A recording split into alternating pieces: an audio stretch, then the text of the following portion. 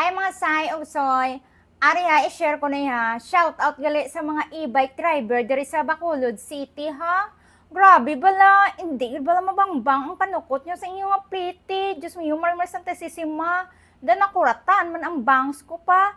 Dinaog nyo pa yung Mercedes-Benz 300 SLR Rolling Haute Coffee. Grabe. Hindi gud bala mabangbang. Isipin nyo, halin sa South Terminal, mapadulong ko di sa may sa hotel sa Business Inn. Ginsuktan ako 200 pesos. Grabe, nakuratan man ang kalag ko. Paghambal niya 200, siri ko, ha? Hambal niya 150 na lang, ma'am ko. Ha? Hasta nagambal sa 130. Ko, ano? Hasta na lang dahil nagpalapit sa ako ng security guard rin. Daw mahana na siya palapit sa amin nga, ma'am. Pilagin iya gisukot sa ko 200. Hambal na. Nagdali-dali sa hambal nga, ma'am. 100 na lang, 100. Pasalamat lang sa kayang akon. Pinaka small bill is 100 pesos. Diyos miyo, marimar Santa Sisima. Ini ha, shout out po sa mga turista nga makadto di sa Bacolod ha.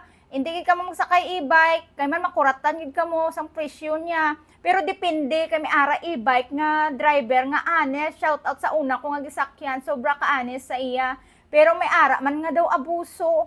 Sa totoo, ang mahambal ko sa inyo, kung mag-ride ka sang Joyride from South Terminal pakadto di sa hotel, 20 pesos lang. Pero kung mag-grab ka man, ara na sa 50 or 60, something like that. Kay tungod kalapit lang ni. Te kaya ako, kay kapoy nagidyang inday nyo, kay ako man, bastante ako sa pulaw, kulang ako sa tulog, kag nagbiyahe pa ako.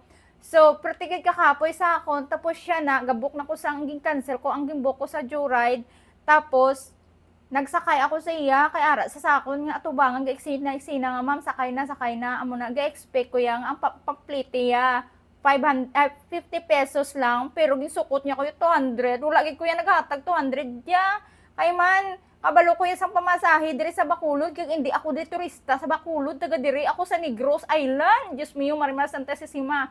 Na gani, sa tanan nga bala ka magpakasyon di sa Bacolod, hindi ka magsakay e-bike, ambot lang sa inyo, makuratan ka mo kung pila ang inyong pamasahe na, amo na.